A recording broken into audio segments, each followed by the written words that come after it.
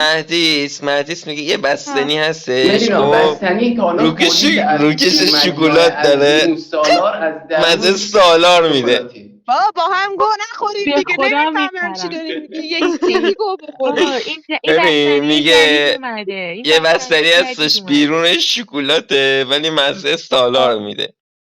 میگم خب مگنومه، با میگه نه بستنی سالاد. مگنوم نیست. شد که خب شاید سیاپوسه. تا حالا سالار تست کردی؟ چرا رئیس بابا سیاه شد؟ من دارم میگم مگنومه ولی از درون سالاره. بستنی مزه یعنی بستنی سالار میده. بستنی نمیفهمه. سالاره. بعدی سالار در بیار آره. نشون بخوره. میشنوی صدا؟ غلط میگن نکنی. شاید سیاپوس، خب بیرون سیاهه درون سالاره، آره بالاخره آقا راست دورم. میگه ها، سیاپوس آره خدایی بستنی سالار منطقی. سیاپوسی کرده تو کونش از بیرون من شکلاتی میرم از درون سالار. میخرم ببین من دروغیم.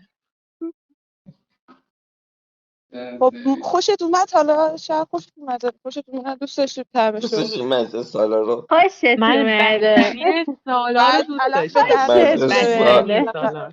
مزه سالار با روی شکلات. بستنی سالار. پیدا چه قشنگ گفت خوشت اومد. حالا خانمی خوردی دوست داشتی سالار رو؟